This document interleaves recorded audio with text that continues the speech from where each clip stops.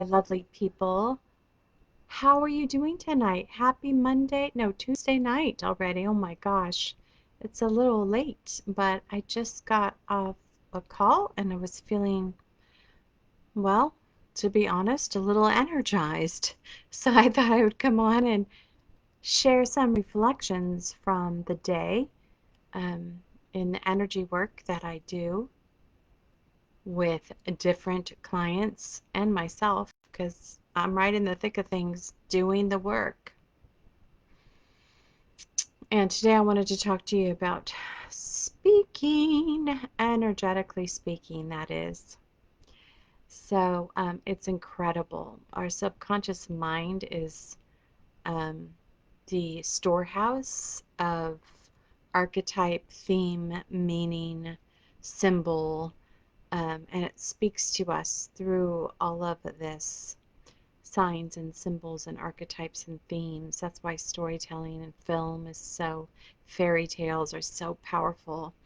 And I've always been fascinated in the power of a story to contain, to code meaning, right? Um, to speak to all levels of consciousness, wherever you're at on the mountain, as my friend Sarah would say.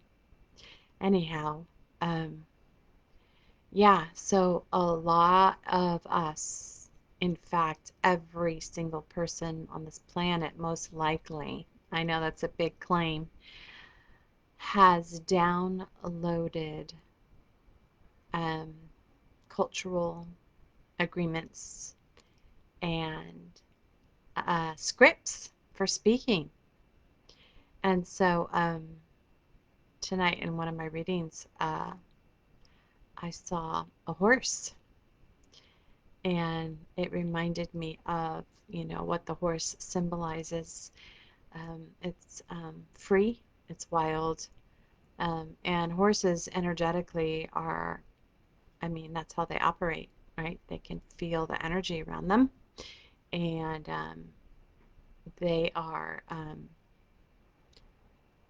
they are energetic creatures. So, as horses get spooked or frightened, they don't hesitate to express that. And that's why horses have been used in therapeutic settings um, to create or help people create a, a sense of conscious energy awareness about their own boundaries and how we use energy. Horses are like a mirror, as they say.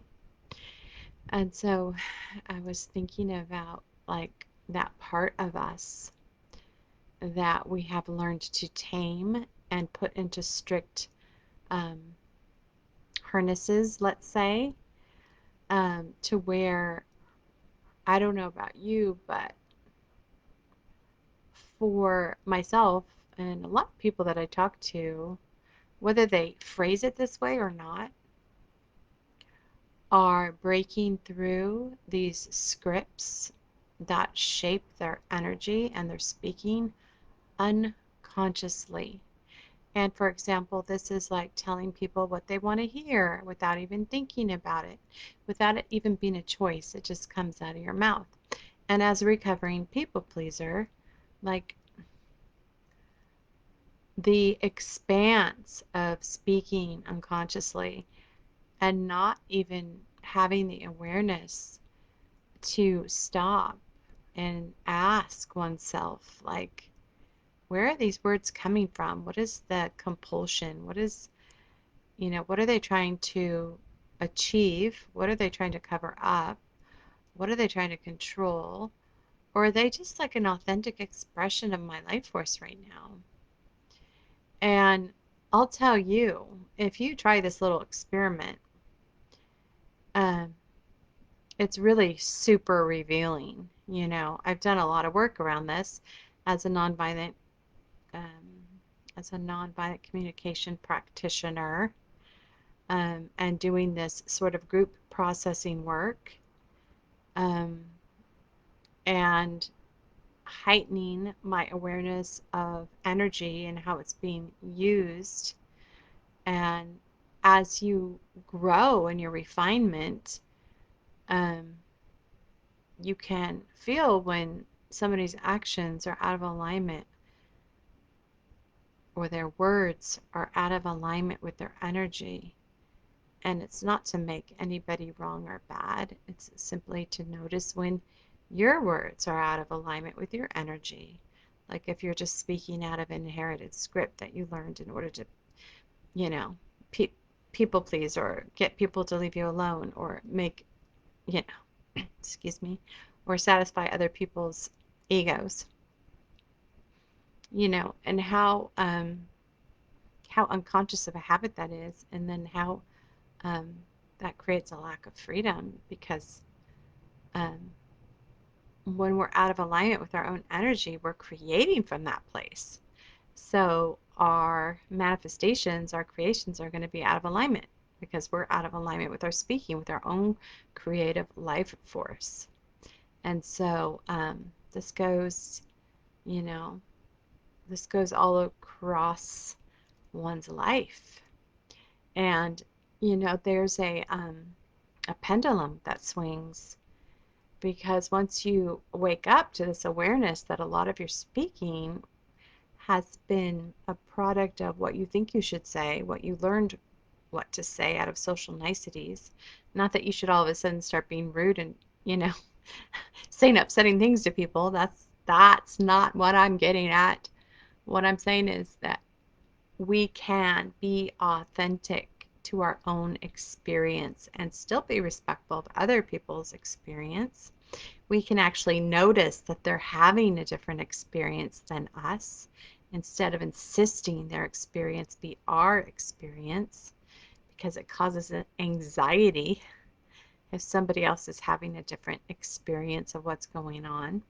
And instead, I'm kidding, we can get curious and we can ask questions and we can see how other people are experiencing what's happening and create a true, authentic sense of connection and space for people to show up because the backlash of that repression, the backlash of that suppression of speaking is going to come out somewhere, right? And then you have people rebelling in their own lives in ways that can be hurtful to their own life, um, in ways that are self sabotaging to their own life.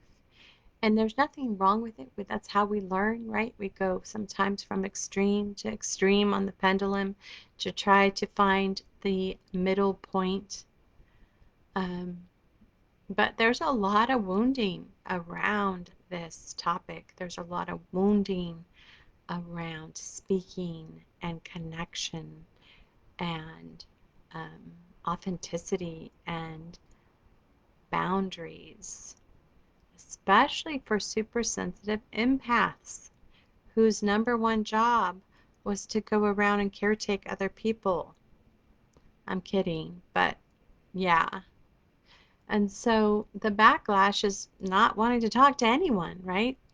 Um, because we don't trust that they're going to respect what we're saying. And the truth is we're afraid that we don't know how because we never learned, we never built the muscle. And right now there's so much going on in the sky with Mercury and lots of other planets, but Mercury rules communication. That's why I mentioned it. And it's been going through all sorts of transits and connections, cleaning up our speaking so we can clean up our energy. We can clean up what we're creating to be in alignment with our true um, individual, unique expression, which is our God, our gift from God. It's a higher octave of the second chakra, the fifth chakra, and um, and this clearing out is like I was talking with my podcast guest last week, Brandon Lapierre. If you haven't checked it out yet, you should check out the podcast. It's posted on all of my social media platforms as well as Spotify, Lifting the Veil.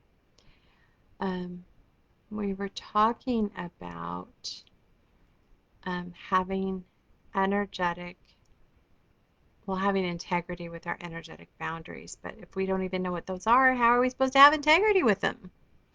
And, and we also talked about like, in this lifetime, we're clearing out more um, imprints, more inherited trauma in one lifetime than probably ever in history. And this is where the I don't know, what did they say that?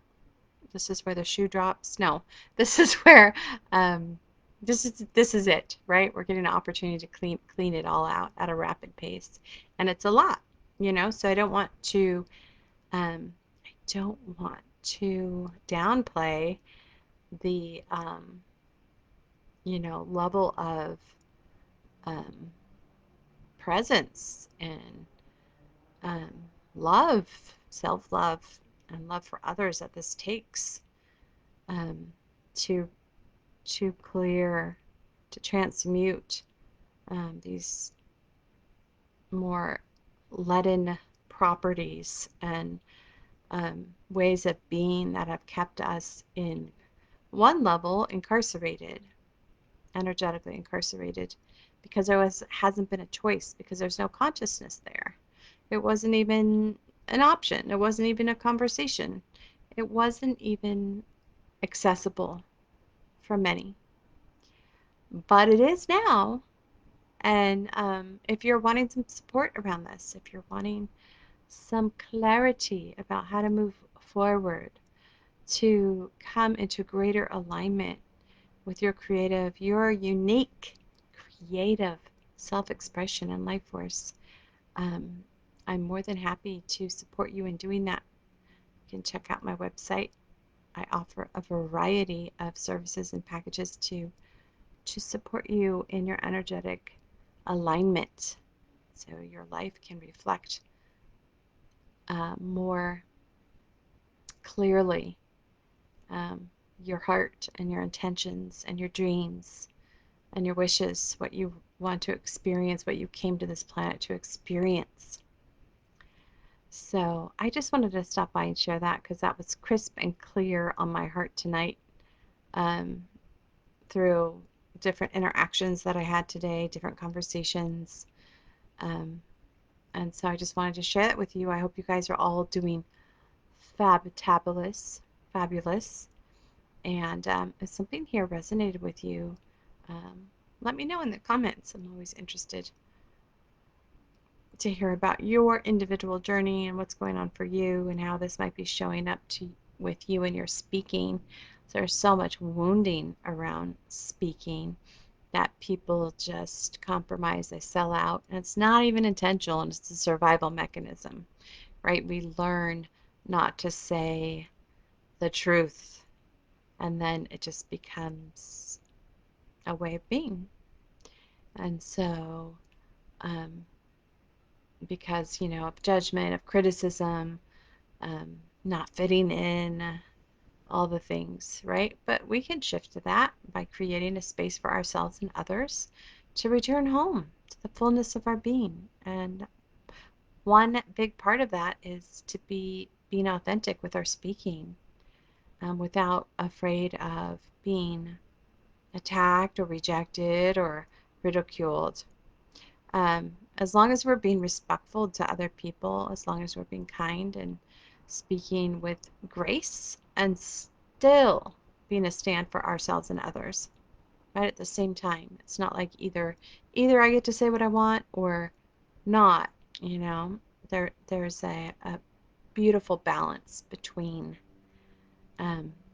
two people in conversation and a level of respect that we can build and foster to where um, people can advocate for their own needs, their own desires, and still respect other people without trying to steamroll them or all the other manipulative tools that we've been trained in, sadly.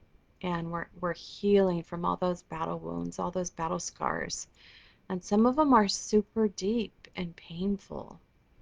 So be gentle with yourself and be gentle with others.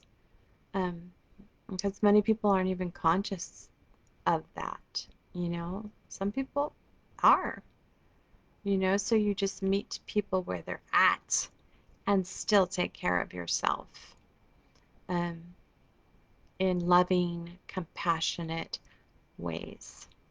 All right, my dears, have a splendid slumber if you're in, if you're on the stateside, if you're in Europe. I don't even know what time it is. You guys are 10 hours ahead, right? So early morning for you. All right, I'll talk to you guys on Wednesday, tomorrow night. All right, bye for now. Take care.